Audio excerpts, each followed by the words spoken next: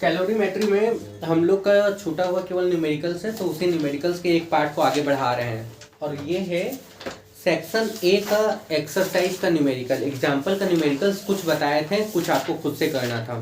ठीक है, हालांकि बना हुआ है, कोई दिक्कत नहीं होगा समझने में। अगर समझने में कोई दिक्कत होगा तो वो हमसे कंसल्ट कर लोगे। इसमें भी अगेन सुनो, सीक्वेंस में नहीं चल रहे हैं, देखेंगे कहाँ तक सीक्वेंस में चल पाएंगे, जैसे जैसे इंपॉर्टेंट होगा वो बताएंगे। क्वेश्चन ई मतलब क्वेश्चन नंबर ई में न्यूमेरिकल्स है 1 2 3 4, इस तरह से 13 न्यूमेरिकल आपके पास में है। एक बात और बता रहे हैं, जब देखो कैलोरीमेट्री में थ्योरी बोल के नहीं है, पहले भी बोले थे अभी भी बोल रहे हैं। न्यूमेरिकल्स पे प्रैक्टिस करना है, लास्ट 4-5 साल का न्यूमेरिकल्स आप लोग देख लोगे। और आपके पास क्वेश्चन बैंक जो है ना, उसका क्वेश्चन बैंक जहाँ से चालू हो रहा है वो पहला दूसरा साल का देख लो। एग्जाम्पल मान लो 24 में लिए हो, 10 साल का है, 2014 से होगा तो 14-15 का और देख लेना। किसी के पास मान लो पुराना लिया हुआ है, सपोज 2017-18 का लिया है, 20 का लिया है, तो 20 से 10 साल पहले 2010, तो 10-11 का देख लो। मतलब उधर का पहला 2 देख लो, 2 साल का, और इधर का 4 साल का देख लो। 4 साल का मतलब 2024 में जो क्वेश्चन आया है, 2023 में जो आया है, 22 में, 21 में, 20 में, 19 में, अरे जब जब एग्जाम हुआ तब तब का देखना है। कोविड में एग्जाम नहीं हुआ था, नहीं देखना है। टर्म 2 जब 1-2 हुआ था तब टर्म 2 का देखना है। तो चलिए स्टार्ट करते हैं न्यूमेरिकल्स। ठीक है, इसके बाद अपना सेक्शन बचेगा, वो बचेगा change of phase and latent heat, जिसमें से हम चेंज ऑफ फेज के बारे में बात कर चुके हैं। फिर से एक बार बात कर लेंगे। लेटेंट हीट क्या होता है? लेटेंट हीट को हिंदी में बोलते हैं गुप्त ऊष्मा। मतलब हीट को ऊष्मा बोलते हैं, मतलब सीक्रेट हीट। आप ऐसे समझो, हीट दे तो रहे हो लेकिन पता नहीं चल रहा है कि वो हीट जा कहाँ रहा है। एक लाइन में समझा ही देते, फिर आगे न्यूमेरिकल्स में बढ़ते हैं। ठीक है, देख लो, एक लाइन में समझ लो, फिर आगे न्यूमेरिकल्स में बढ़ते हैं। ठीक है, जैसे कि ये चीज़ हम आपको पहले बताए थे, जब हीट कैपेसिटी और स्पेसिफिक हीट कैपेसिटी हम समझाए थे, तो हम आपको बताए थे कि मान लो हीट है कहीं पे, ठीक है, अगर हीट इंक्रीज करेगा तो वहाँ पे टेम्परेचर क्या होगा? इंक्रीज करेगा ना। ये तो सब कॉमन चीज़ है, यही ना, दोनों डायरेक्टली प्रोपोर्शनल था। यहीं से हीट कैपेसिटी निकाले थे, मास इन्वॉल्व किए थे, तो स्पेसिफिक हीट कैपेसिटी निकाले थे। नहीं याद है तो रिकॉल कर लेना लेक्चर। ठीक है, यानी कि हम आपको बताएं तो आप ऐसे देख लो, delta Q directly proportional delta T होगा। डेल्टा क्यू मतलब चेंज इन हीट, हीट का चेंज होना। अभी देखो जितना हीट है, हीट चेंज करेंगे टेम्परेचर चेंज होगा ना। ठीक है, कोई दिक्कत नहीं है। अब एक बात सुनो, ऐसा भी होता है, ध्यान से सुन लेना, डेल्टा टी मतलब टेम्परेचर में चेंज ना हो तब भी, सॉरी हीट में चेंज ना हो तब भी टेम्परेचर में चेंज हो जाएगा। ये डिफरेंस में हम बताए हुए थे कि सेम बॉडी का हीट होता है फिर भी टेम्परेचर अलग अलग होता है, ये चीज़ भी है। तो ये नहीं, ये बेसिक समझो। ठीक है, मतलब किसी में अगर हीट दे रहे हैं तो उसका टेम्परेचर बढ़ रहा है, मतलब टेम्परेचर बढ़ रहा है तो उसका हीट बढ़ना चाहिए, यही कहानी बोलता है। लेटेंट हीट ये बोलता है ना, ध्यान से सुन लेना, लेटेंट हीट ये बोलता है कि हम उसमें हीट दी, हम उसका मतलब उसमें हीट दिए हैं, ध्यान से सुनिएगा, हीट दिए हैं, बट हम देखें कि उसका टेम्परेचर नहीं बढ़ रहा है। अल्टीमेट वो हीट गया कहाँ? देखो एक्सपेरिमेंट अभी हम समझाएंगे ना, एक एग्जांपल समझाएंगे तो समझ में आ जाएगा आपको। ये पता हीट बढ़ेगा तो टेम्परेचर बढ़ेगा ही बढ़ेगा, मालूम है ना। जेन्युइन नॉर्मल केस, एबनॉर्मल मत जाओ, बियॉन्ड द पॉइंट मत जाओ। अभी ये समझो हीट बढ़ा, टेम्परेचर बढ़ेगा। इस रूम में गर्मी बढ़ जाए तो टेम्परेचर बढ़ेगा कि घटेगा? बढ़ेगा। वही कहानी है। लेटेंट हीट ये बोलता है कि हम हीट तो दिए हैं लेकिन देखिए टेम्परेचर नहीं बढ़ा। अल्टीमेट वो हीट गया कहाँ? तो भाई जो हीट तुम दे रहे थे ना, मान लो ये बॉडी है, ध्यान से सुन लो, ये कैसी बॉडी? ये आइस ले लिए, ठंडी बॉडी है, आइस है, बर्फ है। तुम इसमें हीट दिए, अभी समझना, तुम हीट दिए तो तुमको देखना चाहिए था कि इसका टेम्परेचर बढ़ना चाहिए। भाई हीट दिया तो टेम्परेचर बढ़ना चाहिए। हम ऐसा देखें कि यहाँ टेम्परेचर इंक्रीज नहीं हुआ, हीट तो दे रहे हैं पर टेम्परेचर इंक्रीज नहीं हो रहा है, टेम्परेचर में कोई चेंज नहीं हो रहा है। कब तक टेम्परेचर में चेंज नहीं हो रहा है?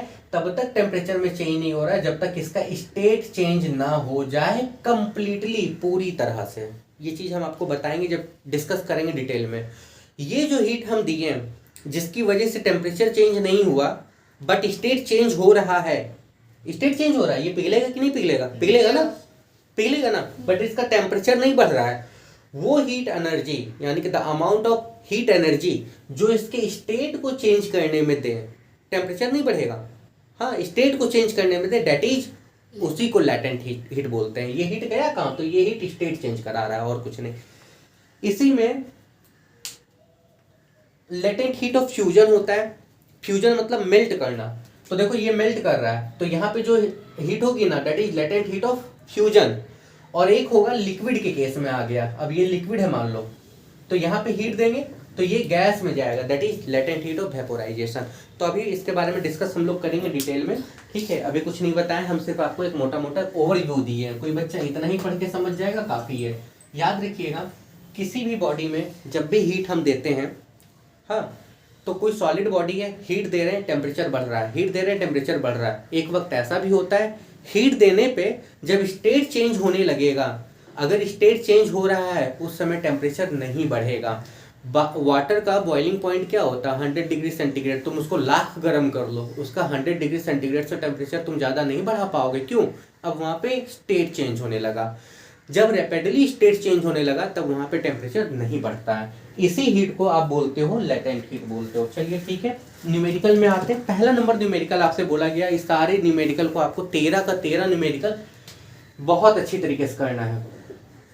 ई है, चैप्टर कितना है हम लोग का, चैप्टर कितना है ये? 11। देखो चैप्टर 11 है कैलोरीमेट्री का।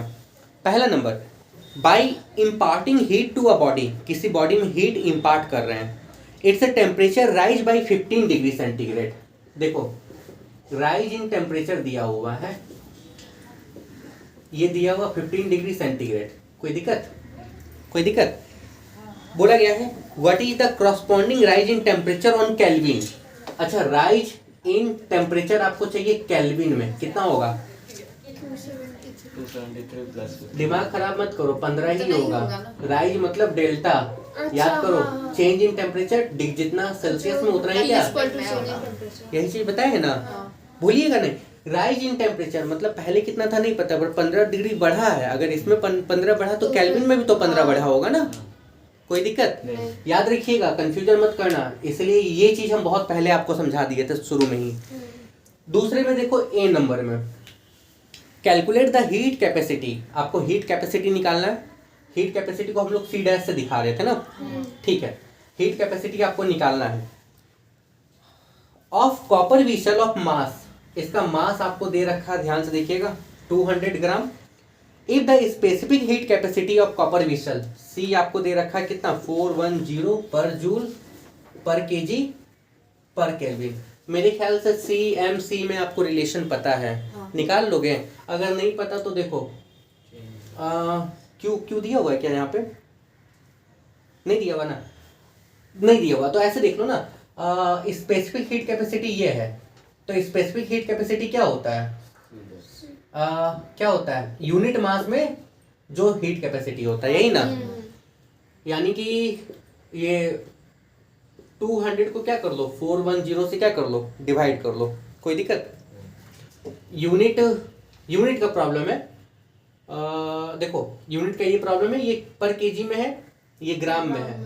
तो एक काम करो, इसको केजी में कन्वर्ट करने के लिए क्या करेंगे, ये आ जाएगा 0.2 केजी आ जाएगा ना।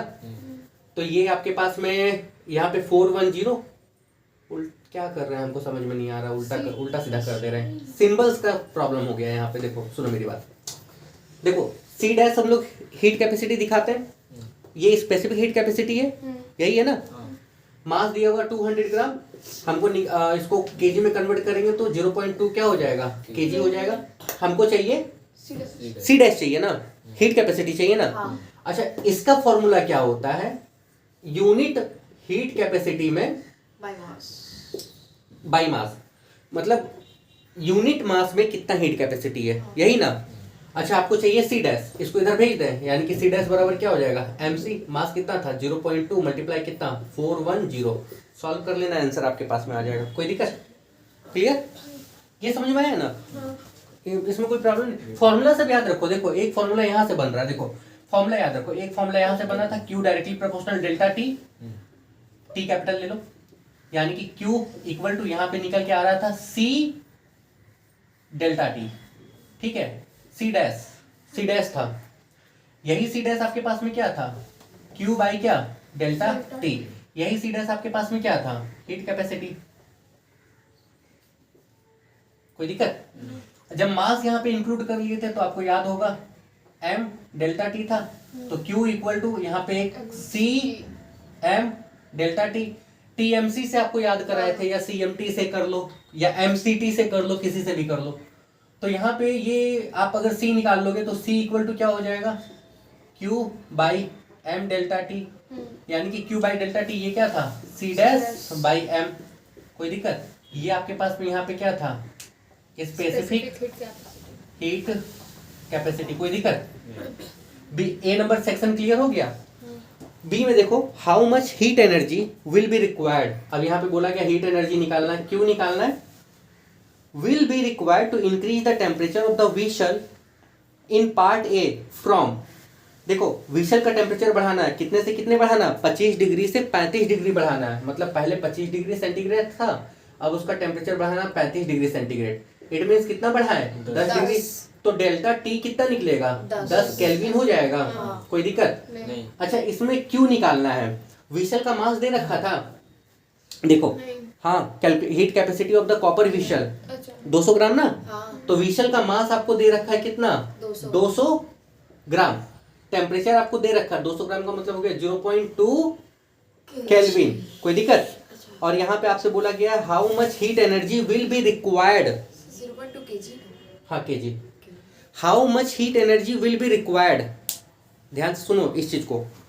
Calculate the heat capacity of the copper whistle of mass 200 gram if the specific heat capacity of the copper. ठीक है, अब यहाँ पे निकल जाएगा, स्पेसिफिक हीट कैपेसिटी कॉपर का दे रखा है, सेम नहीं निकल जाएगा यहाँ पे, स्पेसिफिक हीट कैपेसिटी यानी कि सी डैश दे रखा है कितना, 410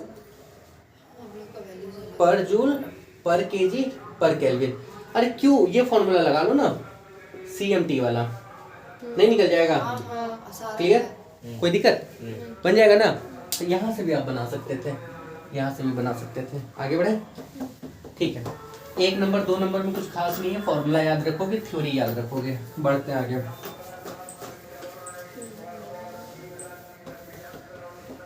3 नंबर देखो, एग्जाम में जब भी न्यूमेरिकल बनाओगे ना, क्वेश्चन लिखो, क्या क्या दिया वो सारा पॉइंट रफ में नोट कर लो। A piece of iron of mass 2.0 kg। देखो ये आयरन दिया है, आयरन का आपको मास दे रखा है कितना, 2 kg। ठीक है, हैज ए हीट कैपेसिटी, देखो लिख लो हीट कैपेसिटी, वर्ड में ही लिख लो अगर उसमें प्रॉब्लम हो रहा है। दे रखा है 966 joule per kelvin. Find heat energy needed to warm it by 15 degree centigrade. आपको हीट एनर्जी चाहिए, हीट एनर्जी चाहिए, कितना चाहिए इसका, warm it by 15 degree centigrade, मतलब 15 डिग्री सेंटीग्रेड आप इसके टेम्परेचर को बढ़ाना है, यहाँ तक गर्म करना है। 15 डिग्री सेंटीग्रेड आपको गर्म करना है, मतलब चेंज करना है। कोई दिक्कत है? दूसरा सुन लो क्या बोला गया है, the it's specific heat capacity in ऐसा यूनिट। दूसरा आपको देखो हीट एनर्जी मांगा गया पहला नंबर, और दूसरा नंबर यहीं पे मांगा गया स्पेसिफिक हीट एनर्जी ना। कोई दिक्कत? क्लियर? एक बात सुनो, हीट कैपेसिटी दिया हुआ है, स्पेसिफिक हीट एनर्जी या कैपेसिटी बराबर होगा, ये निकालने का तो सीधा सा तरीका आ जाएगा ना, C बराबर क्या हो जाएगा, यूनिट मास में जितना हीट कैपेसिटी है। हीट कैपेसिटी दे रखा है 966, कोई दिक्कत? यूनिट मास कितना है 2, 488 और 3, 483 क्या आ जाएगा पर यूनिट, इसका क्या हो जाएगा, देखो यूनिट क्या हो जाएगा, जूल पर केल्विन पर केजी। कोई दिक्कत? ये पर केजी है, यहाँ तक समझ में आ गया ना ये वाला। अच्छा, आपको निकालना क्या है, आपको हीट एनर्जी निकालना है, क्यू का निकालना है, नहीं निकल जाएगा क्यों, मास दे रखा है, ध्यान से सुन लो, मास दे रखा है, हीट कैपेसिटी दे रखा है, टेम्परेचर दे रखा है, बन जाएगा। कोई दिक्कत है? इसमें देखो एक बात बताते हैं, इसमें हीट कैपेसिटी नहीं, इसमें एक काम कर लो, इस वाले सवाल में अगर हम, अच्छा सेकंड वाले में निकालना है हमको स्पेसिफिक हीट कैपेसिटी, तो इसमें मास मत लो, आप सीधे हीट एनर्जी निकाल लो, हीट एनर्जी सीधे आप निकाल लो टेम्परेचर से निकाल लो, मतलब हीट एनर्जी का फॉर्मूला आपके पास में आ जाएगा सी डैश डेल्टा टी, ये वाला आ जाएगा, कोई दिक्कत नहीं, क्लियर हो। देखो सी डैश कितना था हम लोग का, सी डैश मतलब हीट कैपेसिटी, सी डैश कितना था 966 था, डेल्टा टी कितना है हम लोगों का 15 केल्विन, मल्टीप्लाई करो तो कितना आ रहा है, मल्टीप्लाई करो कितना आ रहा है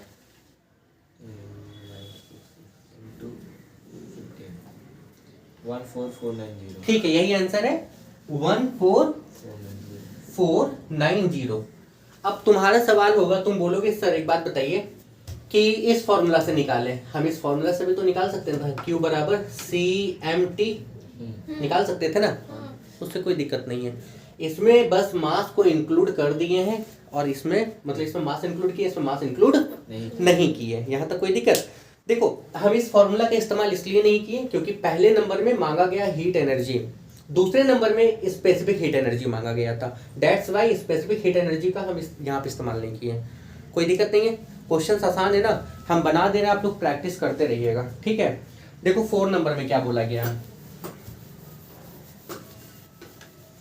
लगभग 1 से लेके 10 तक तो आपको आसान ही मिलेगा। 4 नंबर में देखो क्या बोला गया, calculate the amount of heat energy required to raise the temperature of 200 gram of copper. देखो कॉपर का मास दिया हुआ 200 ग्राम मतलब 0.2 kg, इसका टेम्परेचर बढ़ा रहे हैं 20 डिग्री से 70 डिग्री, मतलब पहले 20 डिग्री सेंटीग्रेड था, अब कितना है 70 डिग्री, चेंज कितना होगा, डेल्टा टी कितना आ जाएगा 50 केल्विन कर दे सीधा, कोई दिक्कत। अच्छा specific heat capacity of copper दे रखा है, यानी कि सी का वैल्यू आपको दे रखा है कितना 390 जूल पर केजी पर केल्विन। क्या मांगा था, calculate the amount of heat, क्यों निकालना है, नहीं निकाल लोगे एमसीटी या टीएमसी, कोई दिक्कत। टी मतलब टेम्परेचर, ये वाला पकड़ना, एम मतलब मास, ये वाला पकड़ना, सी मतलब ये वाला पकड़ लेना, कोई दिक्कत। टीएमसी तृणमूल कांग्रेस बन जाएगा ना, ये बन जाएगा ना। 5 नंबर देखो, देखो 1300 जूल ऑफ एनर्जी, यहाँ पे एनर्जी आपको दे रखा है कितना 1300 joule, is supply to raise the temperature of 0.5 kg of lead, lead का मास आपको दे रखा है 0.5 kg, टेम्परेचर कितना बढ़ा रहे हैं 20 डिग्री से 40 डिग्री, यानी कि डेल्टा टी आपके पास में दिया हुआ है 20 डिग्री से 40, यानी कि 20 डिग्री का यानी कि 20 क्या केल्विन, कोई दिक्कत नहीं, इसमें कोई दिक्कत। आपसे मांगा गया है calculate the specific heat capacity, यानी कि सी निकालना है, यही फॉर्मूला रख के नहीं निकाल लोगे, क्यू दिया है, एम दिया है, डेल्टा टी, यही डेल्टा टी है, ठीक डेल्टा टी दे रखा है, सी आपको निकालना, नहीं निकल जाएगा, बन जाएगा, कोई दिक्कत। 5 नंबर में भी कुछ नहीं है। 6 नंबर देखो, find the time taken, now 6 number is very important.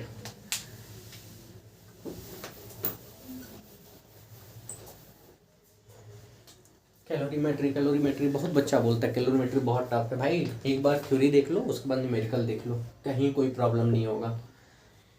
Find the time taken by a 500 what heater, now listen, देखो हीटर है कोई, हीटर का पावर दे रखा है 500 वॉट। अब ये आपको जानना चाहिए कि वॉट किसका यूनिट होता है, पावर का, हीटर का पावर आपको दे रखा है, कोई दिक्कत है। आपको टाइम मांगा गया है, यहाँ तक कोई परेशानी। पावर का फॉर्मूला क्या होता है, एनर्जी बाई टाइम, यही होता है ना, यही होता है। एनर्जी मतलब हीट, एनर्जी का मतलब क्या हीट, टाइम निकालना है, टाइम इक्वल टू क्या हो जाएगा एनर्जी बाई पी, एनर्जी निकाल लो, पावर दिया डिवाइड करके टाइम आ जाएगा। आगे बढ़ते हैं, देखो raise the temperature of 50 kg of material, mass आपको दे रखा है 50 kg, जिसका स्पेसिफिक हीट कैपेसिटी है, सी आपको दे रखा 960 जूल पर केजी पर केल्विन, टेम्परेचर 18 से 38 बढ़ाए हैं, यानी कि डेल्टा टी कितना हो गया 20 केल्विन, कोई दिक्कत।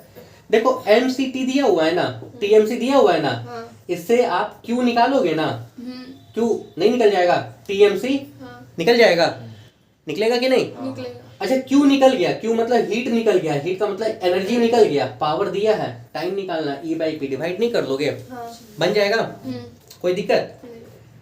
आंसर आपको दिया है मिनट में, निकाल लेना, यहाँ आंसर निकलेगा पता है किसमें, सेकंड में, मिनट में कन्वर्ट कर लेना, कोई दिक्कत, क्योंकि वॉट क्या होता है ऐसा यूनिट, ठीक है, ऐसा यूनिट वॉट मतलब होता है ऐसा यूनिट, और टाइम का ऐसा यूनिट क्या होता है सेकंड, और आंसर आपको दिया मिनट में। बन जाएगा कि आगे बना दे? अगर सेकंड में आंसर रहने दे तो कोई दिक्कत नहीं है, नहीं होगा ना? नहीं कोई दिक्कत नहीं है।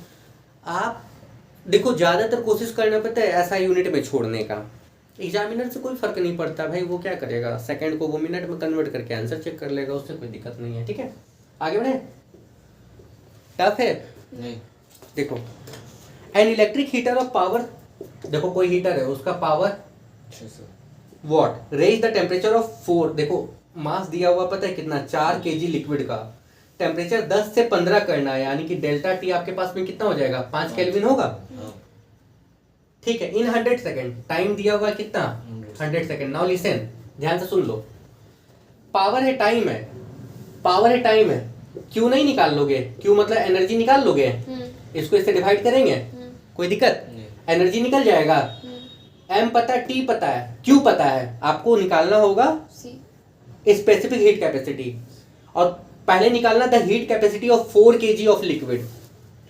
हीट कैपेसिटी सबसे पहले यहाँ निकालना हीट कैपेसिटी, कोई दिक्कत, हीट कैपेसिटी निकालना बहुत आसान है। पहले तो आपको क्यू निकालना ही होगा, तभी ये निकलेगा, तभी स्पेसिफिक हीट कैपेसिटी निकलेगा, कोई दिक्कत नहीं। क्यू कैसे निकालोगे, आपको पता है पावर इक्वल टू क्या होता है, ई बाई क्या होता है टी, तो ई इक्वल टू क्या होगा, पी इंटू क्या हो जाएगा, टी हो जाएगा।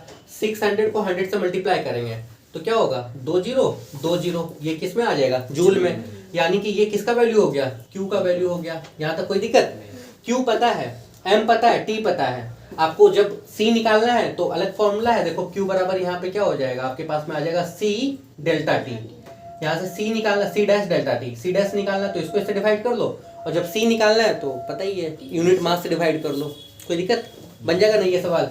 बनाना है इसको, याद रखिएगा, ये सब हम बता दे रहे हैं शॉर्टकट में, इसलिए बता रहे हैं कि आसान है, इसको मतलब बहुत कॉम्प्लिकेटेड मत लो, जब लेटेंट हिट मिला देंगे ना तो क्वेश्चन टफ हो जाता है, और तब आपको देखना है सवाल, और मिला के ही एग्जाम में पूछा जाएगा, एक क्वेश्चन आसान आएगा और एक क्वेश्चन मिला जुला के आएगा। ठीक है, मतलब क्वेश्चन ऐसा होगा कि एक बर्फ है, बर्फ का मास आपको दिया हुआ है, उसमें हीट एनर्जी हम दी है, टेम्परेचर बढ़ा रहे हैं, नाउ लिसन, ध्यान से सुनना, बर्फ है, बर्फ का मास दिया हुआ, हीट दिए, उसका टेम्परेचर बढ़ रहा है। अब आपसे पूछा गया बर्फ का स्पेसिफिक हीट कैपेसिटी निकालो, या जो भी निकालना है आपको निकालो। सबसे पहले क्या होगा, सबसे पहले बर्फ पिघलेगी, टेम्परेचर तब तक नहीं बढ़ेगा जब तक बर्फ पिघलेगी नहीं, याद रखोगे, यही चीज समझाए ना। तो जब ऐसे क्वेश्चंस को मिलाया जाएगा ना, फोन आ रहा है किसी का, देखो जब ऐसे क्वेश्चंस को मिलाया जाएगा ना तब क्वेश्चन टफ बनता है, अभी तो टफ नहीं है, 7 नंबर तक आगे कहाँ आपको क्वेश्चन वैसा मिला। 8 नंबर देख लो, यहाँ पे 8 नंबर में क्या बोला गया है, देखो 0.5 kg ऑफ लेमन स्क्वेच, लेमन का मास आपको दिया है 0.5 kg, यहाँ तक कोई दिक्कत है। At 30 degree centigrade placed in a refrigerator which can remove heat at an average rate of 30 joule per second. Now listen, यहाँ पे क्या बोला गया, बोला गया है 0.5 kg of lemon squash at 30 degree centigrade, उसका टेम्परेचर 30 डिग्री सेंटीग्रेड है, उसको हम रख दिए हैं रेफ्रिजरेटर में ठंडा होने के लिए, विच can remove heat at the average of 30 joule per second, वहां पे 30 जूल पर सेकेंड के रेट से उसका हीट निकलेगा, कोई दिक्कत। आगे सुनो, how long will it take to cool the lemon squash to 5 degree centigrade. अच्छा, पहला टेम्परेचर इसका देखो कितना था, 30 डिग्री टेम्परेचर पे था, इसको 5 डिग्री टेम्परेचर पे लाना है, कितना चेंज करना है, 25, यानी कि डेल्टा टी आपके पास में कितना आ गया, 25 केल्विन। यहाँ तक कोई दिक्कत, क्लियर हो। आगे सुनो, यहाँ पे क्या बोला गया है, आपको बोला गया है स्पेसिफिक हीट कैपेसिटी ऑफ स्क्वेच, आपको दे रखा है कितना दे रखा है स्पेसिफिक हीट कैपेसिटी, यानी कि सी का वैल्यू दे रखा 4200 पर जूल पर केल्विन पर केजी। यहाँ तक कोई दिक्कत, मास दिया है, टी दिया है, सी दिया है, क्या नहीं है, हीट चाहिए ना आपको। अच्छा, हीट का फॉर्मूला क्या निकालोगे, टीएमसी से निकाल लोगे। देखो टी पता, ध्यान से सुनना, टी पता है, सी पता है, एम पता है, निकल जाएगा। एक बात बताओ, ध्यान से सुनना, इसका मतलब है 30 जूल की एनर्जी 1 सेकंड में खत्म हुई, तो 1 जूल की एनर्जी कितने में खत्म होगी, 1/30, तो इतने जूल की एनर्जी कितने में खत्म होगी, 1/30 मल्टीप्लाई इतना, इनको डिवाइड करोगे, ये आंसर किस में आएगा, सेकंड में, और आंसर यहाँ दिया है मिनट में, नहीं कन्वर्ट कर लोगे, आसान है, कोई दिक्कत है। ऐसे सवाल में कहीं कोई दिक्कत नहीं होगा। हम बोल रहे हैं 9 नंबर देखो, 9 नंबर में सिर्फ आपको समझाते हैं, ध्यान से देखना, ठीक है। शायद हमको बताना होगा 9 नंबर।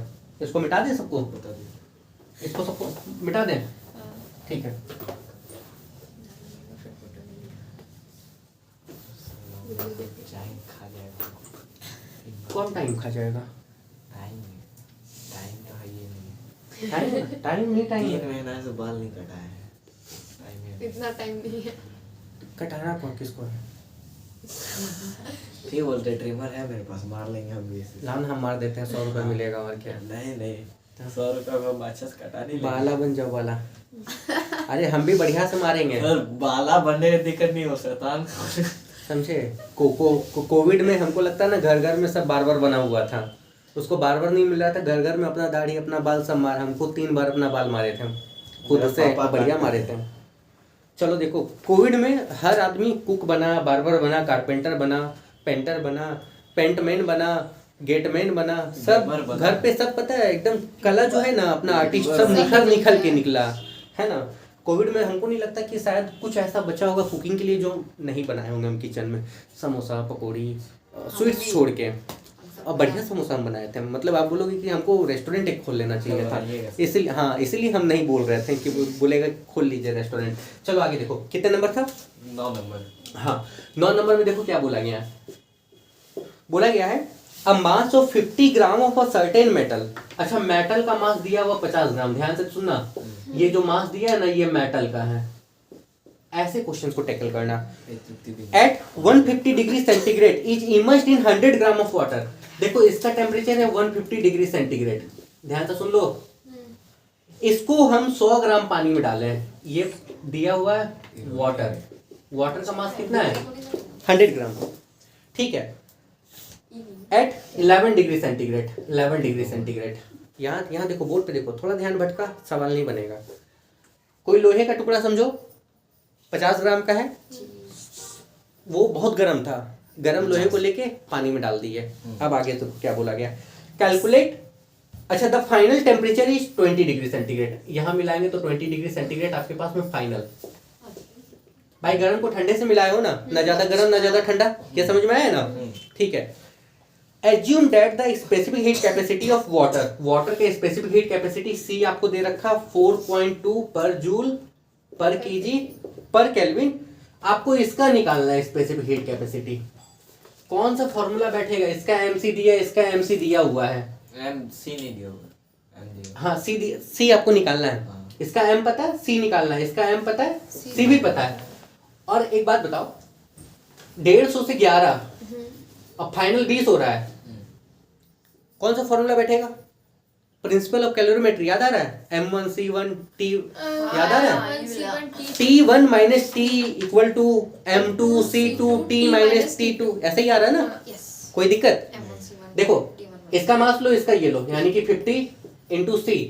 यहाँ देखो टेम्परेचर इसका घटा है, ये बड़ा ये छोटा, सीधा कर लो, यहाँ ज्यादा दिमाग नहीं लगाना है, ठीक है। यहाँ पे क्या होगा, इसका मास कितना 100, यहाँ पे C यानी कि 4.2। एक चीज याद रखोगे, गलती ये हो रहा है, ये 100 ग्राम दिया, ये केजी में दिया, तो इसको 1000 से क्या कर लो, डिवाइड। तो इसको भी करो। एक काम हुई, उसी को ग्राम में चेंज कर दो। नहीं, वो काम मत करो, ठीक है, क्योंकि आंसर इसका भी आएगा जूल पर केजी पर केल्विन में। और यहाँ पे क्या लोगे, इससे ही है, यानी कि यहाँ पे क्या होगा 20 माइनस 11। कोई दिक्कत? 1000 इधर कट गया, कोई फर्क नहीं पड़ रहा है ऐसे। बाकी इस पूरे को सॉल्व कर लेना, आपको C निकालना, ये C निकल जाएगा। आसान था ये, कोई दिक्कत?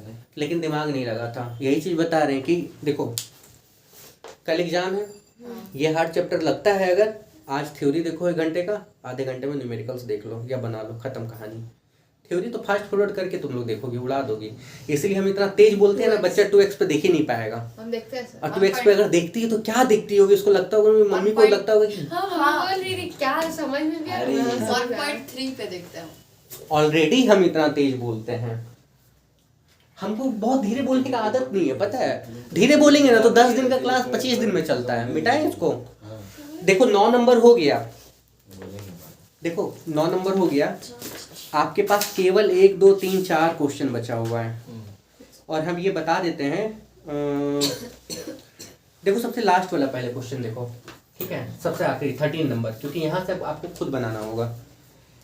1 kg of water is contained in a 1.25 kilowatt kettle. मतलब है कोई केटल है, इलेक्ट्रिक केटल, जिसका पावर दे रखा 1.25 किलोवाट। किलो मतलब 1000 से मल्टीप्लाई कर लेना, वाट आ जाएगा। यही दो देख रहे हैं, तो देखो, सिर्फ बात क्या करता है। बात नहीं कर रहे तो क्वेश्चन। हाँ यही डिस्कस करते हैं। सुनो, कोई कैटल है, उसका पावर आपको दे रखा 1.25 किलोवाट। 1000 से मल्टीप्लाई कर दें, 1000 से मल्टीप्लाई अगर करेंगे 2 जीरो कैंसिल, यानी कि ये आपके पास में आ जाएगा 1250 वाट। कोई दिक्कत नहीं। पानी इसमें है 1 kg, यहाँ तक कोई दिक्कत? टैलेंट है लड़की में, पढ़ा रहे हैं और इसका ध्यान है कि मच्छर को कैसे मार देना है। ये मार भी दी। हाँ। अपनी बोली कि नंबर नहीं आ रहा एग्जाम अरे में। नहीं सर। हाँ एग्जाम में भी मतलब सोच के देखो। हाँ, एक कर्ण था, ठीक है, पढ़ने के समय मतलब जब विद्या ग्रहण कर रहा था उस समय विद्या ग्रहण नहीं, एक्चुअली गुरु आराम ही कर रहे थे, उसको कुछ काटा भी तो वो फर्क नहीं पता चला, उसको सहन किया भी। ध्यान उसका, एक अर्जुन था, पढ़ने के समय उसका ध्यान आँख पे था, और एक ही अर्जुन की अम्मा। सोच के देखो, लड़की में क्या बताएं हम ना, दादी यही है उसकी। हाँ यही उसको भविष्य में मतलब अतीत में सिखाई होगी। देखो जब पढ़ना चाहिए तो हम मच्छर पे ध्यान लगाते, तुम आँख पे ध्यान लगाना। लड़की सर लेकिन एक और फॉल्ट है, क्या? आपका मोर्टिन काम नहीं कर रहा। छोड़ो मॉर्टिन को, मॉर्टिन अरे ज़्यादा लगा देंगे ना तो दिक्कत है, फिर सांस लेने में प्रॉब्लम। सब बंद है ना, मैनेज करो, पैर के पास नहीं है, ऊपर है ना, ठीक है। अब मच्छर है भी कहाँ, 2-4 है। ये है ना, इसीलिए मच्छर सा भिनभिना नहीं, रहता सोच के है। देखो, 2-4 मच्छर में भी पता है ये मच्छर को एकदम टारगेट कर लेके मारेंगे। क्या बताएं हम, बताओ तो। 13 नंबर। हाँ। क्या? अरे मतलब 13 नंबर तो हमको भी सूझ रहा है कि 13 केटली का 13 में क्या 1.25 होता है? किलोवाट है, जिसको आप पावर। कन्वर्ट किए। हाँ पावर तो 1.25 उसका convert कर किलोवाट। दिए। आगे सुनो सुनो सुनो, जिसमें 1 kg पानी है। अरे ठीक है, आगे सुनो, बताएं आगे। देखो, calculate the time taken. Now listen, आपको टाइम निकालना है। एक बात बताओ, पावर है, टाइम निकालना है, तो पावर से ही तो टाइम निकलेगा ना। कैसे निकलेगा? पावर इक्वल टू क्या होगा, एनर्जी बाय क्या, टाइम। टाइम निकालने के लिए आपको एनर्जी चाहिए, यहाँ से मिलेगा, देखो ठीक है। For the temperature of water rise from 25 degree centigrade to its boiling point, यानी कि डेल्टा टी कितना हो जाएगा, 25 से 100 जा रहे हो, यानी कि 75 केल्विन होगा। कोई दिक्कत? और वाटर का आपको स्पेसिफिक हीट कैपेसिटी दे रखा है 4.2 जूल पर केजी पर। एक बात याद रखना, यहाँ पे हम ये बता दे रहे हैं, अगर नहीं भी दिया हुआ रहेगा तो पानी का एटलीस्ट याद कर लो। कभी कभी एग्जाम में नहीं भी दिया रहता, तो पानी का स्पेसिफिक हीट कैपेसिटी आपको याद रख लेना। एक बात बताओ, एमसीटी टीएमसी दिया हुआ है, यहाँ से क्यू निकाल लोगे, क्यू यानी कि ई निकल गया, यहाँ रखोगे, पावर दिया हुआ है, टाइम नहीं निकाल लोगे। 13 नंबर मुश्किल है। 12 नंबर देखो, ये हम बताएंगे नहीं, तुम लोग खुद से कर लेना। देखो, the temperature of 600 gram of cold water, पानी 600 ग्राम है लेकिन ठंडा है। Water rise by 15 degree centigrade, उसका टेम्परेचर 15 डिग्री सेंटीग्रेड बढ़ गया। इसको निकालना होगा ये रोज रोज। चलो ठीक है, 13 नंबर, कितना नंबर चल रहे थे? 12 बता रहे थे। 12 बता रहे थे ना।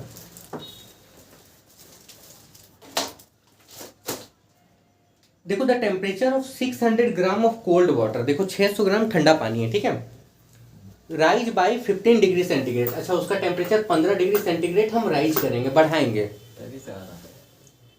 आगे बताएं। When 300 gram of hot water at 50 degree centigrade is added to it. देखो, ये सवाल थोड़ा प्रॉब्लम क्रिएट करेगा। इसमें क्या बोला गया, ये हम बता दे रहे हैं। 12 नंबर देखो, 600 ग्राम है ठंडा पानी, ये कोल्ड वाटर है, ये है कितना, 600 ग्राम, यानी कि 0.6 kg लिख सकते हैं, कोई दिक्कत? कोल्ड वाटर है। अब मास, ठीक, राइजेज बाय 15 डिग्री सेंटीग्रेड, इसका टेम्परेचर 15 डिग्री सेंटीग्रेड बढ़ाना है, डेल्टा टी दिया हुआ 15 डिग्री सेंटीग्रेड, मतलब ठंडा पानी का कुछ पहले टेम्परेचर है, ठीक है। आगे सुनो, हॉट वाटर इसमें ऐड कर रहे हैं,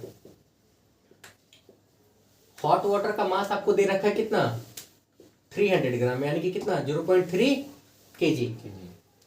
अच्छा, हॉट वाटर का टेम्परेचर आपको दे रखा है, ये इसका टेम्परेचर आपको दे रखा है 50 डिग्री सेंटीग्रेड, यहां तक कोई दिक्कत नहीं। What was the initial temperature of the cold water, वही तो बताया, इसका इनिशियल टेम्परेचर निकालना था ना, कोई दिक्कत, इसका T2 मानो, इसका T1 मान लो, इनिशियल टेम्परेचर इसका T1 मान लो, कोई दिक्कत, क्लियर। और इसका टेम्परेचर, ठंडे पानी का टेम्परेचर आप बढ़ाए हो 15 डिग्री सेंटीग्रेड, आप बढ़ाए हो, चेंज किए हो, यहां तक कोई दिक्कत, यहां तक कोई परेशानी, क्लियर है। देखो ये चेंज इन टेम्परेचर दिया हुआ है 15 डिग्री। अच्छा, दोनों वाटर है तो दोनों का स्पेसिफिक हीट कैपेसिटी आपको पता है 4.2 जूल पर केजी पर केल्विन, इसका भी सी आपको पता है 4.2 जूल पर केजी पर केल्विन, यहां तक कोई दिक्कत। अब एक चीज है यहाँ पे समझने का, cold water rises by 15 degree centigrade. अब ये इसका मतलब दो तरीके से निकाल सकते हैं, 15 डिग्री सेंटीग्रेड तक लेके गए हैं या 15 डिग्री टेम्परेचर उसका बढ़ाए हैं। इस क्वेश्चन के हिसाब से मेरे ख्याल से पता है इसका टेम्परेचर 15 डिग्री सेंटीग्रेड तक लेके गए हैं, मतलब फाइनल टेम्परेचर आपको दे रखा है। इससे निकालते हैं पहले 15 डिग्री सेंटीग्रेड, यहां तक कोई दिक्कत, निकालो। तो फॉर्मूला क्या था, M1C1 बड़े में छोटा माइनस करना, यही था ना। मतलब ये ठंडा है और ये गरम, भाई ये ठंडा था ना, इसका टेम्परेचर बढ़ा ना, इसके लिए ये गर्म है, यानी कि M1 0.6, ये आपके पास में कितना आ जाएगा 4.2, ये माइनस ये होगा, T1 छोटा होगा, याद रखना, क्योंकि बढ़ा है ना, यानी कि यहाँ पे क्या होगा 15 माइनस क्या T1, ठीक है। यहाँ पे क्या हो जाएगा, यहाँ पे M2 कितना है 0.3, ये आपके पास में 4.2, ये माइनस ये, यानी कि कितना आएगा 50 माइनस कितना 15, यहां तक कोई दिक्कत। देखो 4.2 कैंसिल, इसको 2 टाइम में कैंसिल कर लो, यानी कि 2 15 माइनस T, यहाँ पे इन दोनों को सॉल्व करेंगे कितना होगा 35, यही होगा ना। 30 माइनस 2T इक्वल टू कितना हो गया 35, 2T, टेम्परेचर नेगेटिव आ रहा है। हाँ, गॉड ब्लेस यू।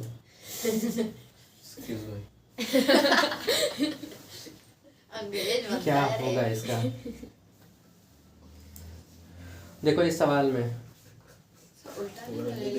उल्टा क्यों लिए हैं, ये कम था ये ज्यादा था, ये माइनस ये है, और यहाँ पे ये ज्यादा है ये कम है, यानी कि ये माइनस ये होगा, ठीक तो है भाई यहाँ पे। लेकिन हम बताएं इसको दो तरीके से सोचो, फाइनल टेम्परेचर 15 नहीं बोला गया, बोला गया the temperature of 600 gram of cold water rises by 15 degree centigrade. 15 degree centigrade आप बढ़ाए हो, चेंज किए हो 15 डिग्री सेंटीग्रेड, कोई दिक्कत है ना।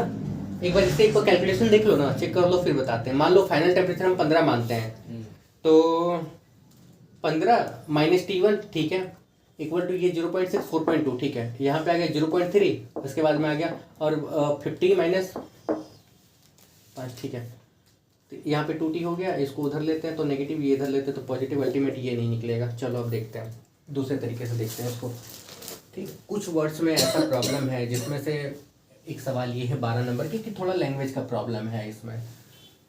देखो ठंडा पानी हम लोग के पास था, कोल्ड वाटर था, कोल्ड वाटर का मास दे रखा 600 ग्राम, इट मीन्स 0.6 kg दे रखा है। पानी है तो अल्टीमेट स्पेसिफिक हीट कैपेसिटी वही होगा, कितना होगा 4.2 जूल पर केजी पर केल्विन होगा, ठीक है। गर्म पानी देखो, ठंडे पानी में गर्म पानी मिलाए हैं, हॉट वाटर हम यहाँ पे मिलाए हैं, ठीक है। हॉट वाटर का मास है 300 ग्राम, यानी कि 0.3 kg। इसका भी स्पेसिफिक हीट कैपेसिटी कितना है, गर्म पानी हम लोग का है किस टेम्परेचर पे है 50 डिग्री, इसका T2 मानते हैं, ये 50 डिग्री टेम्परेचर पे है। ठंडा पानी का हम लोग का T1 नहीं पता कि कितने टेम्परेचर पे है, ये नहीं पता, पर बोला गया इसका टेम्परेचर हम बढ़ा रहे हैं, ध्यान से सुनना, इसका टेम्परेचर बढ़ा है 15 डिग्री सेंटीग्रेड। तो T2 माइनस T1 15 हो जाएगा ना, T2 माइनस T1 15 हो जाएगा। नहीं एक मिनट देख लो, अल्टीमेट पता है इसका टेम्परेचर आप राइज किए हो, राइजेज बाय 15 डिग्री सेंटीग्रेड, इसका टेम्परेचर राइज करके 15 डिग्री सेंटीग्रेड हम बढ़ाए हैं। तो ये 15 बढ़ाने का मतलब अल्टीमेट पता है चेंज इन टेम्परेचर दे रखा है 15 बढ़ाने का मतलब चेंज इन टेम्परेचर ही तो हुआ ना। हाँ इसके लिए चेंज इन टेम्परेचर हो गया 15। हमको निकालना क्या है, निकालना है कि इसका इनिशियल टेम्परेचर कितना था। अच्छा, चेंज इन टेम्परेचर 15 बढ़ाए हो तो यहाँ पे डेल्टा टी कितना निकलेगा, यहाँ डेल्टा टी निकलेगा 15 माइनस T1, यही निकलेगा ना। कोई दिक्कत नहीं। कोई दिक्कत। इसका टेम्परेचर 15 डिग्री बढ़ा है।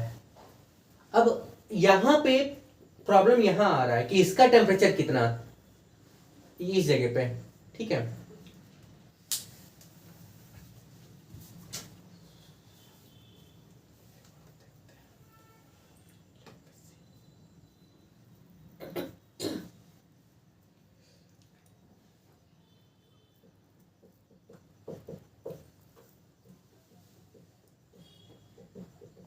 फाइनल टेम्परेचर दिया है क्या क्वेश्चन में? 15 बढ़ाए हो तो फाइनल टेम्परेचर कितना होगा? फाइनल टेम्परेचर 15 तो नहीं होगा, 15 बढ़ा है ना, 15 क्यों होगा? फाइनल टेम्परेचर हो जाएगा, देखो ध्यान से सुनना यहाँ पे,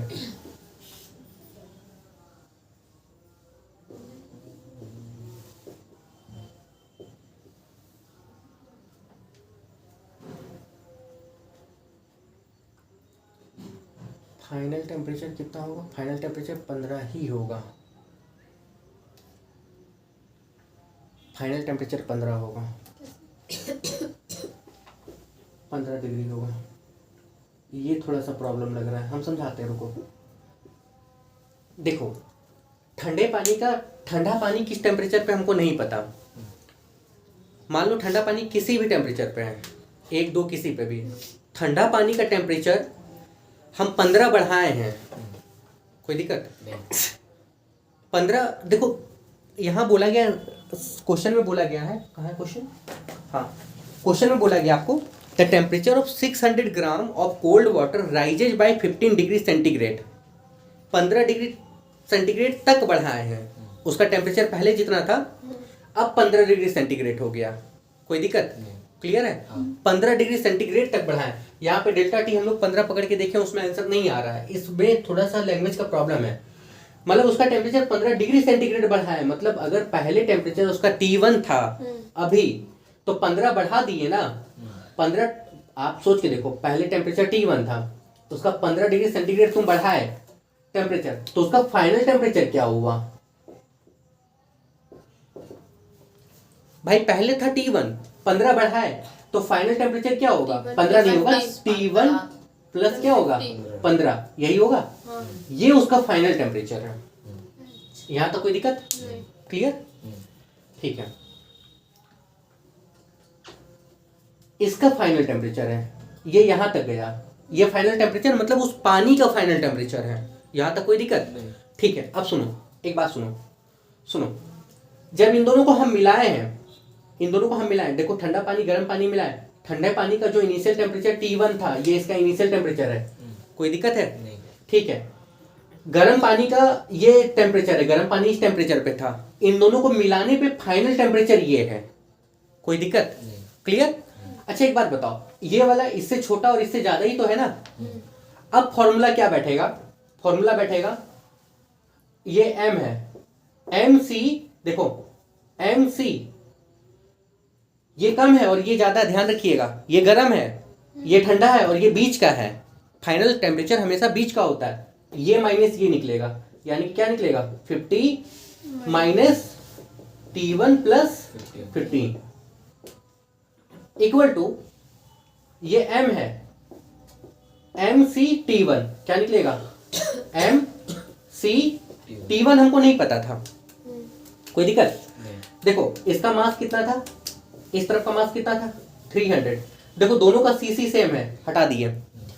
300 का मतलब अल्टीमेट 0.3 पकड़ रहे हो ना, इसका 0.3, इसको इससे सॉल्व करेंगे कितना आएगा? 35 आएगा, माइनस क्या? T1, यहाँ तक कोई दिक्कत? इसका मास कितना था? 0.6, यहाँ पे कितना आ जाएगा? T1, कोई दिक्कत? इसको कैंसिल करेंगे 2 टाइम में, इसको इधर ले लेते हैं, ये निकला 35 माइनस T1 इक्वल टू यहाँ पे आ गया 2T1, तभी तो आंसर नहीं आ रहा है। 35 इक्वल टू ये इधर चला आएगा, कितना हो जाएगा 3T1, यानी कि T1 नहीं, तभी आंसर नहीं निकल रहा है।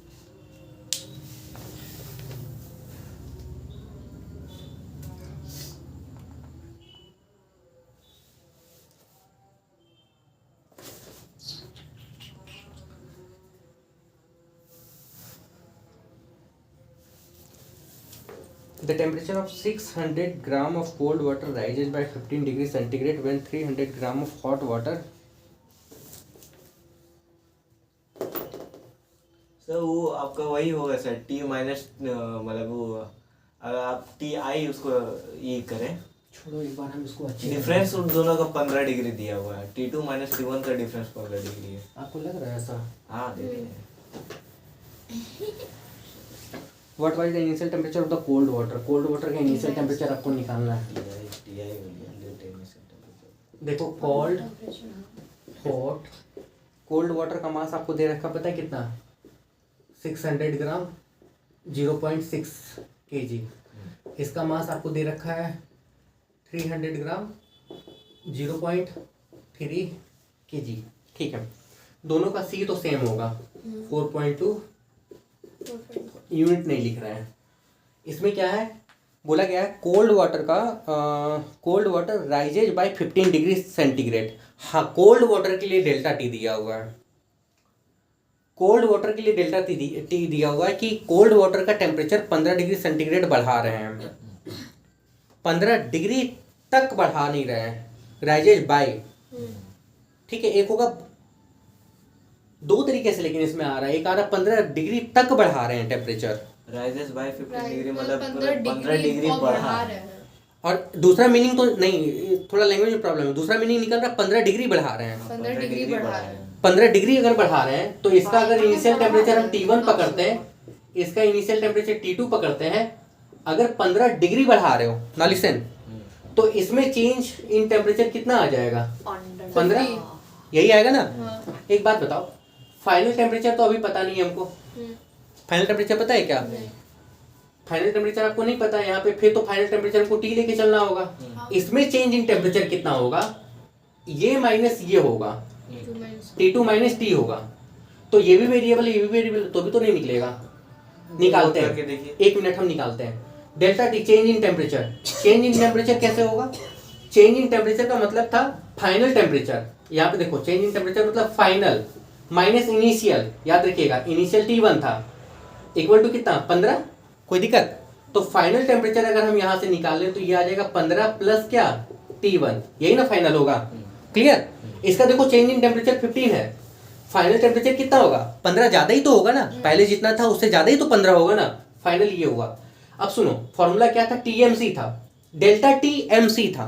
डेल्टा टी इसके लिए 15 पकड़ रहे हो, कोई दिक्कत? तो 15 मल्टीप्लाई MC यानी कि 0.6 मल्टीप्लाई C, तो दोनों तरफ सेम है, कोई दिक्कत नहीं है। इसमें डेल्टा टी कितना होगा? गरम माइनस फाइनल, फाइनल बीच का है, ये ज्यादा है, यानी कि यहाँ पे क्या हो जाएगा? T2 डायरेक्ट 50 बैठा दीजिए।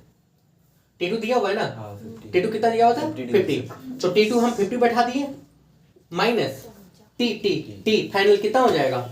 15 प्लस क्या? T1। यही चीज तो लेके वहां भी बना रहे थे ना, शायद ऐसे ही तो बनाए थे। इनटू मास कितना हो गया? 0.3 इंटू C से C मर गया, ये इसको किया 2 बार में, ये आ गया कितना? 30। यहाँ पे आपके पास में आ गया 35 माइनस T1, इसको उधर इसको इधर, T1 आ गया आपके पास में 5 डिग्री। ठीक है,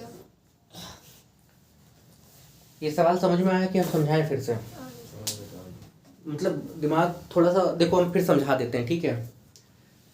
वर्ड्स में यहाँ पे इस क्वेश्चन के वर्ड में जो प्रॉब्लम है, प्रॉब्लम क्या है? Rises by 15 degree. दो मीनिंग निकाल सकते हो, एक तो 15 डिग्री सेंटीग्रेड टेम्परेचर हम बढ़ाए हैं, या तो 15 डिग्री तक बढ़ाए हैं।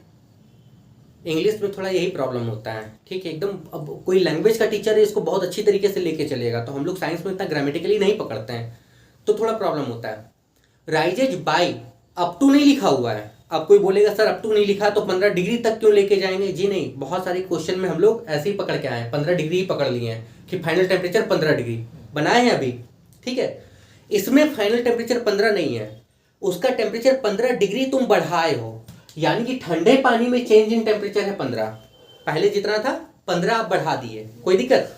चेंज इन टेम्परेचर, ठंडे पानी का इनिशियल टेम्परेचर हम मान लेते हैं, मान लो T1 था पहले, ठीक है, जब उसमें गर्म पानी मिलाओगे तो कुछ फाइनल टेम्परेचर होगा ना, बढ़ेगा ना, तो फाइनल माइनस इनिशियल, ये इनिशियल है याद रखना, ये इनिशियल है, इक्वल टू 15।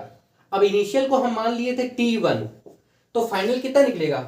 T1 प्लस 15, या आप ऐसे समझो ना, 15 डिग्री तुम बढ़ाए हो तो फाइनल टेम्परेचर कितना होगा भाई? पहले जितना था उससे 15 ज्यादा ही तो होगा ना, तो फाइनल ये हो गया, पहले जितना था उससे क्या हो गया? 15 ज्यादा, ये फाइनल। फाइनल का मतलब यहाँ पे आ गया बीच का, जो गर्म से कम होगा, ठंडे को गर्म में मिलाएंगे, फाइनल जो होगा वो ना ज्यादा ठंडा होगा ना ज्यादा क्या होगा? गर्म, तो इससे कम होगा। अब यहाँ पे चेंज इन टेम्परेचर क्या होगा? फॉर्मूला यही होता है delta T M C, change in temperature, ये जो कि आपको दे रखा था 50, ये माइनस ये जिसका वैल्यू आप यहाँ से निकाले हो एम सी, रखना, सॉल्व करना, आंसर निकाल लेना, कोई दिक्कत? इस सवाल को आप स्टार्ट कर सकते हो क्योंकि इसमें थोड़ा सा लैंग्वेज का प्रॉब्लम आ रहा है, फिर बोल रहे हैं आपकी बुक में, पता है हमको कोई शिकायत नहीं है, मैथ्स में तो 1% का शिकायत नहीं है। सेलिना बहुत अच्छी किताब है, एक बच्चा कमेंट किया था, वो बोल रहा था सर एम एल अग्रवाल नहीं बोला था, वो आर एस अग्रवाल का कोई बुक बोल रहा था कि वो बहुत अच्छा बुक है, हम वो बुक भी देखें, पर सबसे अच्छी किताब अगर मेरी नज़र में कोई बोलोगे तो वो सेलिना ही है। एम एल अग्रवाल की प्रॉब्लम ये है, एग्जाम्पल्स लॉट्स ऑफ है, बहुत सारे एग्जाम्पल है, एक्सरसाइज में बहुत कम क्वेश्चन दिया हुआ है, और एक्सरसाइज में हर दूसरे क्वेश्चन के बाद में कॉन्सेप्ट चेंज है, तो वो सही तरीका नहीं है पढ़ने का। आर एस अग्रवाल में भी कुछ ऐसा ही मिला जुला प्रॉब्लम है, ठीक है, बट आपकी किताब में सब चीज़ बहुत सही तरीके से दिया है। बट हाँ, साइंस के बुक में थोड़ा सा प्रॉब्लम ये है, जैसे कुछ लैंग्वेज का प्रॉब्लम है, कुछ न्यूमेरिकल्स का प्रॉब्लम है, और हाँ थोड़ा जो डेफिनेशन में स्टेटमेंट हम लोग इस्तेमाल करते हैं ना, वो बहुत कॉम्प्लिकेटेड है। अदरवाइज बुक आपकी बहुत अच्छी है। देखो 12 नंबर हो गया, 13 नंबर आप लोग खुद करोगे, बता चुके हैं, बता दिए हम। 11 नंबर देखो, 200 gram of hot water at 80 degree centigrade is added to 400 gram of cold water at 10 degree centigrade, ठीक है, कोई दिक्कत? फाइनल टेम्परेचर नहीं पता, फाइनल टेम्परेचर तुम टी मान लेना, गर्म को ठंडे में मिलाया, neglecting that the heat taken by the container calculate the final temperature, बन जाएगा। फाइनल टेम्परेचर टी मान लेना, इसमें कुछ नहीं है, ये तो बहुत आसान है। फाइनल को टी मान लेना, तो टी क्या होगा? गर्म से कम होगा, ठंडे से क्या होगा? ज्यादा, निकाल लेना। 10 नंबर का तुम लोग का काम है, ये तुम लोग खुद से कर लेना, ये भी वैसे ही जैसे 11 नंबर है। तो एक बात बताओ, न्यूमेरिकल्स में 1 से लेके 13 तक केवल एक 12 नंबर का ही क्वेश्चन प्रॉब्लम किया, वो भी 12 नंबर का हम लैंग्वेज आपके सामने ही क्लियर किए हैं, कोई दिक्कत नहीं ना है, ठीक है। अब जो सवाल आपको करना है वो करना है आपको लेटेंट हीट मिला के करना है। दैट मीन्स याद रखो, टाइम क्या हुआ? 6 बज गया ना। देखो लेटेंट हीट मिला के करना है, तो हम लोग लेटेंट हीट वाला जो टॉपिक है ना, ये कल खत्म कर लेंगे। हम आज थोड़ा सा बता दे रहे हैं, बट इसको कल खत्म कर लेंगे। अगेन इसमें 15 क्वेश्चन आपके पास में है, और ये सेक्शन वेरी इंपॉर्टेंट है। न्यूमेरिकल से, व्यू ऑफ पॉइंट से इस सेक्शन से क्वेश्चन आएगा ही आएगा, और ये एक दिन में क्लियर नहीं होगा। हम बनाते हैं आगे, आगे आपको बताते हैं। बुक निकालिए, खोलिए, खोलिए सेक्शन बी खोलिए, सब खोलिए। सेक्शन बी में सबसे पहले देखो चेंज ऑफ स्टेट, बता चुके हैं, कोई दिक्कत है? नहीं ना। चेंज ऑफ स्टेट में आपको मेल्टिंग क्या है, फ्रीजिंग क्या है, वेपोराइजेशन क्या है, कंडेंसेशन क्या है, ये सारी चीज़ों के बारे में पता है। बॉइलिंग पॉइंट क्या है। एक चीज़ यहाँ पे याद रखोगे, इस तरह पलटो ना, वो कटा हुआ पुराना है, अभी छोड़ दो, अभी सिलेबस नहीं देखना है। सिलेबस हम खुद दिखा देंगे आपको क्या है और क्या नहीं है। जब सिलेबस दिखाएंगे, देखो जिस दिन सिलेबस का हम पोर्शन डाल देंगे ना चैनल पे, वो वाला तो 1-1 घंटे देख लेना अच्छे से। अगर 1 घंटे का वीडियो बनेगा तो उसको बहुत अच्छे से देख लेना, क्योंकि आपको पता चल जाएगा क्या पढ़ना है और क्या नहीं पढ़ना है। लेकिन इस बार सिलेबस लगभग सब कुछ है, दिमाग में डालिए, लगभग ऑलमोस्ट आपके पास सारा का सारा है। हम एक चीज़ बता रहे हैं आपको, एक चीज़ याद रखना है, वाटर का फ्रीजिंग पॉइंट कितना है? 0 डिग्री सेंटीग्रेड। 0 डिग्री सेंटीग्रेड पे पानी फ्रीज करे, मतलब फ्रीज होने लगेगा, स्टार्टिंग है, हो जाएगा, ठीक है, शुरू हो जाएगा। आइस का मेल्टिंग पॉइंट क्या हो गया? 0 डिग्री सेंटीग्रेड। बर्फ 0 डिग्री सेंटीग्रेड पे मेल्ट भी करेगी। मतलब क्या है?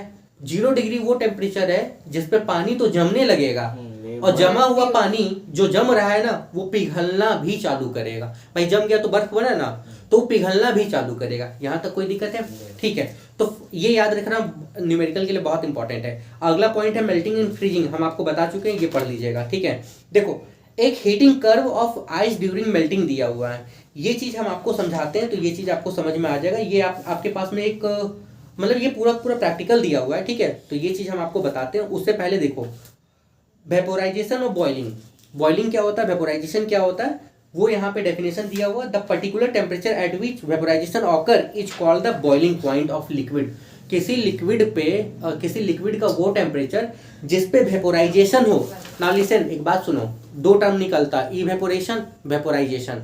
दोनों में डिफरेंस क्या है? Evaporation occurs at any temperature, किसी भी टेम्परेचर पे हो सकता है। कपड़ा रूम टेम्परेचर पे सूखता है कि नहीं सूखता है? हाँ, रूम टेम्परेचर पे इवेपोरेशन हो रहा है, रूम टेम्परेचर पे वेपोराइजेशन नहीं हो रहा। वेपोराइजेशन क्या हो गया? Rapid change of evaporation. Evaporation का बहुत तेजी से चेंज होना, दैट इज वेपोराइजेशन। कोई दिक्कत? मतलब आपको दिख रहा है कि अब ये लिक्विड से गैस में कन्वर्ट हो रहा है, रूम टेम्परेचर पे पानी उड़ रहा है, नजर आ रहा है क्या? नहीं नजर आ रहा है। पर जब उसका टेम्परेचर बढ़ा दोगे तो बॉइलिंग पॉइंट पे आपको दिखेगा कि भाई ये चेंज हो रहा है, that means rapid change of vapour. ये याद रख लोगे, जब वेपर बहुत रैपिडली चेंज हो रहा है दैट इज वेपोराइजेशन, अगर रैपिडली चेंज नहीं हो रहा दैट इज इवेपोरेशन। कोई दिक्कत? कपड़ा 100 डिग्री पे भी सूखेगा, रूम टेम्परेचर पे भी सूखेगा। 100 डिग्री पे आपको दिखेगा पानी का वेपर निकल रहा है, रूम टेम्परेचर पे आपको नहीं दिखेगा, इसलिए इवेपोरेशन, वेपोराइजेशन। ये वही चीज दिया हुआ है। सुनो एक चीज यहाँ पे, heating curve for water. Water का हीटिंग कर्व हम आपको बताएं, वो चीज समझिएगा ध्यान से, इस चीज को समझो फिर हम आगे बढ़ते हैं, ठीक है? पानी का हीटिंग कर्व देखो क्या दिया हुआ है, कोई भी पानी, दो चीजें, इस तरफ है टेम्परेचर और इस तरफ उसका टाइम दिया हुआ है, ठीक है? टाइम हमेशा बढ़ेगा, याद रखना, टाइम हमेशा क्या होगा? बढ़ेगा। अब ये पानी है, ये आप यहाँ पे क्या लिए हो, मेरी तरफ देखो, कैसे ग्राफ देखते हैं ये समझ में आएगा आपको। ग्राफ आपको देखना आना चाहिए, कैसे हम लोग ग्राफ देखते हैं। देखो पानी लियो ना, लिक्विड है ना, लिक्विड है तो उसका टेम्परेचर जीरो तो नहीं होगा, ये दिमाग में चल रहा है ना? जीरो यहाँ होगा ना, यहाँ से कभी नहीं उठेगा। कोई दिक्कत? अब इसमें आप हीट दे रहे हो, टेम्परेचर देखो, ये वाला सेक्शन टेम्परेचर का है, टेम्परेचर बढ़ेगा, और ये टाइम का है। भाई टाइम बढ़ेगा, बिना टाइम बढ़ाए टेम्परेचर बढ़ा सकते हो क्या?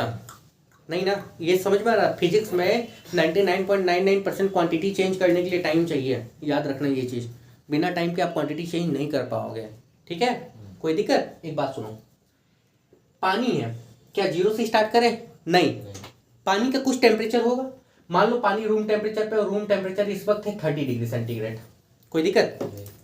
पानी का टेम्परेचर देखो, यहाँ से मतलब क्या चल रहा है, यहाँ से मतलब चल रहा है, ध्यान से देखना, यहाँ से मतलब देखो, ये मतलब है टेम्परेचर धीरे धीरे बढ़ रहा है।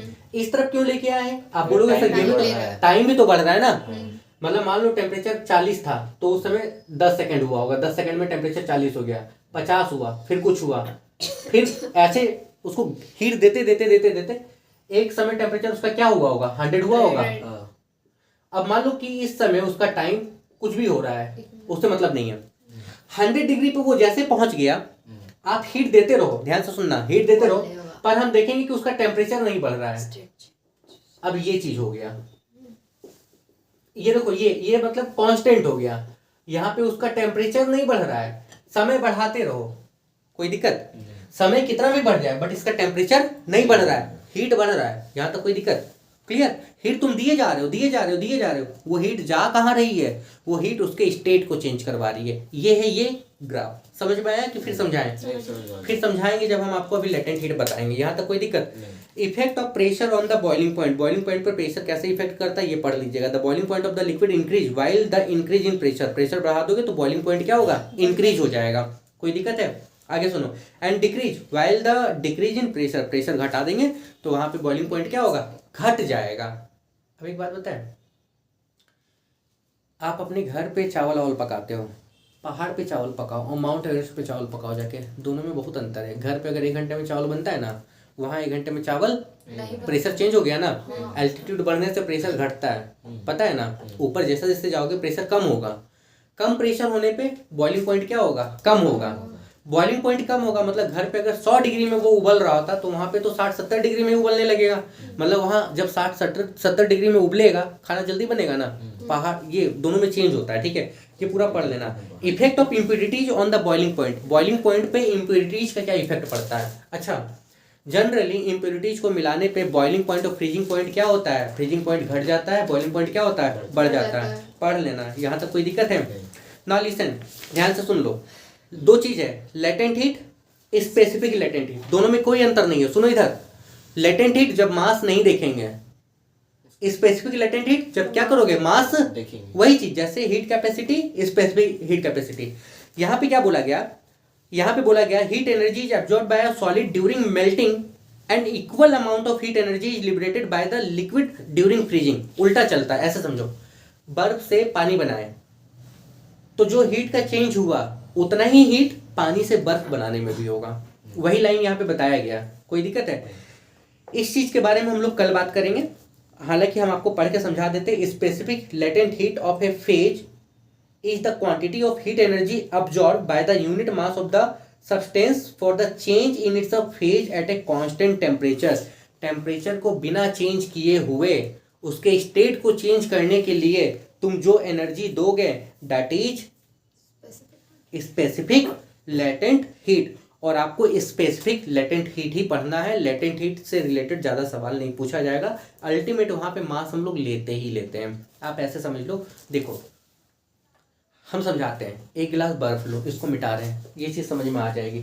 फॉर्मूला यहाँ पे केवल याद रख लेना, Q बराबर एल एम होता है, Q बराबर एल इंटू एम होता है। देखो Q बराबर एल एम, एम मतलब मास, एल मतलब स्पेसिफिक लेटेंट हीट। कोई दिक्कत नहीं। और Q मतलब क्या हो गया, हीट हो गया। यहाँ तक कोई दिक्कत? ठीक है, तो इसको हम एक चीज से समझा देते हैं, ठीक है। चलो देखो, एक गिलास बर्फ लो, बर्फ को निकाल के बाहर रख देंगे, बर्फ वैसे ही रहेगी या पिघलेगी? पिघलेगी। कोई दिक्कत? छोड़ दो। किसी में हीट देंगे, टेम्परेचर बढ़ेगा या घटेगा? बढ़ेगा। ये तो पता है ना, हीट देने पे बढ़ेगा, सेम स्टेट पे बढ़ेगा, हीट देने पे टेम्परेचर बढ़ रहा है, ये पता चल रहा है। ठीक है, एक गिलास बर्फ लो, बर्फ को गर्म करो, अल्टीमेट हीट दिए, टेम्परेचर बढ़ना चाहिए। हम देखते हैं टेम्परेचर नहीं बढ़ता है। थर्मामीटर डाल के देख लेना, तुम हीट देते रहो, उसका टेम्परेचर नहीं बढ़ेगा। क्यों नहीं बढ़ेगा? वो हीट सबसे पहले बर्फ को सॉलिड स्टेट से लिक्विड स्टेट में चेंज करेगी, पहले स्टेट चेंज होगा।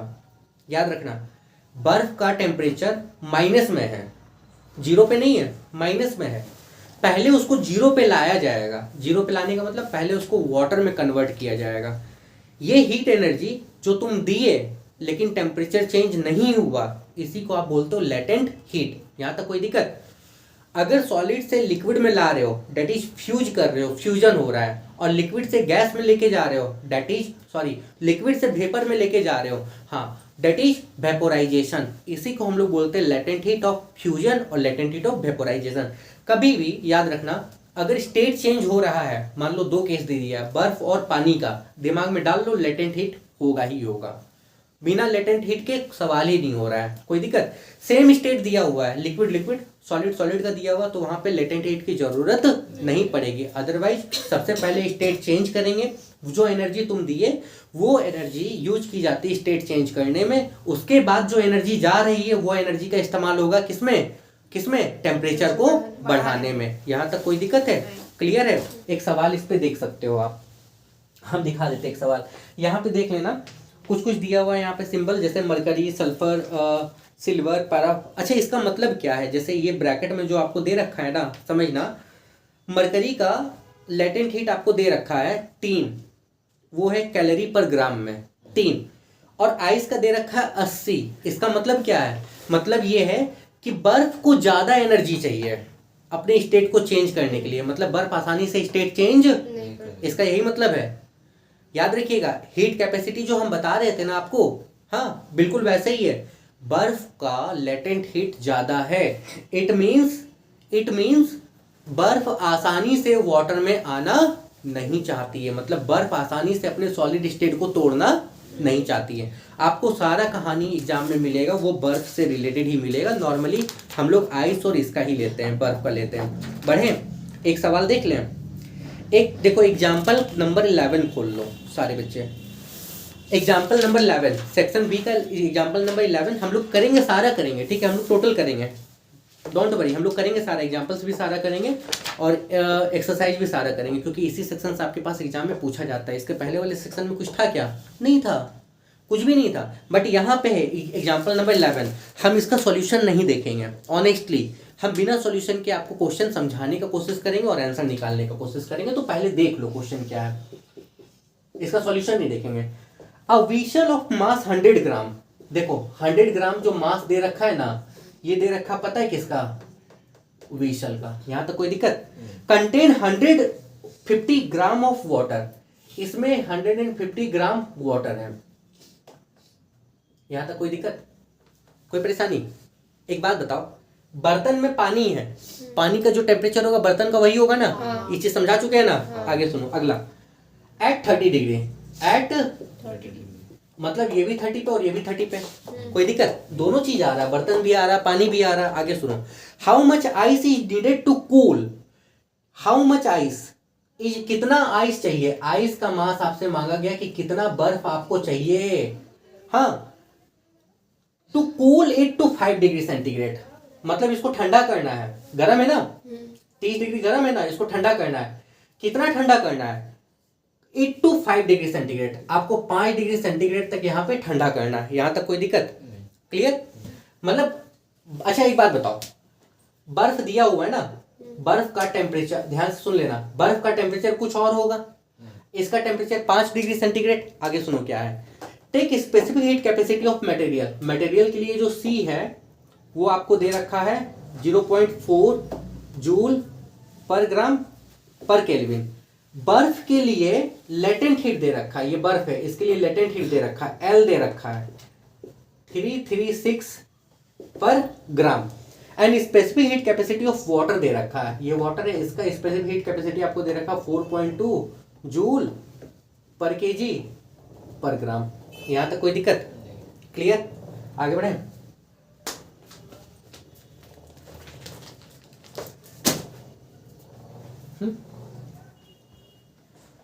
बर्फ के लिए जब तक आपको टेम्परेचर ना कहा जाए 0 ही पकड़ के चलना। अभी समझाते हैं हम, एक बात सुनो समझना। बर्तन है, बर्तन का मास दिया हुआ, बर्तन में पानी है, पानी का मास दिया हुआ। अल्टीमेट ये दोनों है 30 डिग्री सेंटीग्रेड पे। एक बाल्टी है, बाल्टी बर्तन हुआ, बाल्टी में पानी है, पानी अगर 30 डिग्री सेंटीग्रेड पे तो बाल्टी भी 30 पे होगा। यहां तक समझ में आ रहा है? बर्फ उसमें डाल दी है, बर्फ तुम जैसे उसमें डाले, एक बात बताओ, पहले टेम्परेचर तुरंत बढ़ जाएगा, अरे स्टेट चेंज होगा, पहले स्टेट चेंज होगा। बर्फ पहले पिघलेगी ना, बर्फ का स्टेट चेंज होगा ना। बर्फ के लिए अभी तुम एक फॉर्मूला किए, देखो Q बराबर LM, ये किए ना, कोई दिक्कत है? ध्यान से समझना, देखो समझो, बर्फ पहले स्टेट चेंज करेगी, बर्फ जब स्टेट चेंज करेगी तो उसको कुछ एनर्जी चाहिए होगा, कुछ एनर्जी उसके पास गया स्टेट चेंज करने में, ठीक है। उसके बाद एनर्जी गया उसके टेम्परेचर को चेंज करने में। ये वाला कहानी बाद में, पहले ये वाला कहानी आपको जानना होगा। यहां तक कोई दिक्कत है? क्लियर? ऐसे सवाल से आपको एग्जाम में मिलेंगे। क्वेश्चन समझ में आ गया ना? सॉल्यूशन हम लोग कल की क्लास में करेंगे, ठीक है। आपको समझाना मेरा काम है, सॉल्यूशन हम लोग कल की क्लास में करेंगे। ये क्वेश्चन एग्जाम में आएंगे तब पता है दिमाग खराब होगा। एक तो प्रेशर, दूसरा टाइम, तीसरा दिमाग चलेगा कि नहीं चलेगा, फॉर्मूलाज है कि नहीं है। ऐसे क्वेश्चंस मिला के इसमें दोनों काम हो रहा है, हीट कैपेसिटी का भी काम हो रहा है, स्पेसिफिक हीट कैपेसिटी का भी काम हो रहा है, ultimate latent heat of fusion का भी काम हो रहा है। पहले बर्फ पिघलेगी, बर्फ पिघलने के बाद जो एनर्जी बचेगी डेट इज एनर्जी, वो एनर्जी वहाँ पे क्या होगी? सप्लाई होगी। कहानी समझ में आ गया? तो ऐसे सवाल आपके एग्जाम में मिलेंगे और इनको टेकल करना है। यानी कि ये जो अगला एक्सरसाइज है ना, वो बहुत इंपॉर्टेंट है। एक दिन में नहीं होगा, 2 दिन लग जाएगा आपको, ठीक है। अगर कल इसको नहीं कराते हैं, मान लो कल अगर दूसरा चैप्टर पकड़ते हैं तो परसों की क्लास में डेफिनेटली करवा लेंगे, बट कोशिश करेंगे कल करवा लेने का। लेटेंट हीट ऑफ फ्यूजन और वेपोराइजेशन का डेफिनेशन कर सकते हो, एग्जाम में पूछा नहीं जाता है। लेटेंट हीट ऑफ फ्यूजन क्या होता है? The amount of energy that requires to change the state of any substance, किसी सब्सटेंस के स्टेट को, यूनिट मास के स्टेट को चेंज करने के लिए जो एनर्जी चाहिए that is latent heat of fusion. कोई दिक्कत? लेटेंट हीट ऑफ वेपोराइजेशन क्या होगा? मतलब लेटेंट हीट है, फ्यूजन मतलब सॉलिड से लिक्विड, और वेपोराइजेशन का मतलब लिक्विड से गैस। कोई दिक्कत? समझ में आ गया ना? अदरवाइज पूरे सेक्शन में कुछ नहीं, अब खत्म हो गया। आपके पास में जो वो हम ग्राफ बता दें, इतना ही कर लो, कहानी खत्म, और कुछ भी नहीं करना है इसमें अननेसेसरी, ठीक है। कल बताते हैं आपको आगे का न्यूमेरिकल।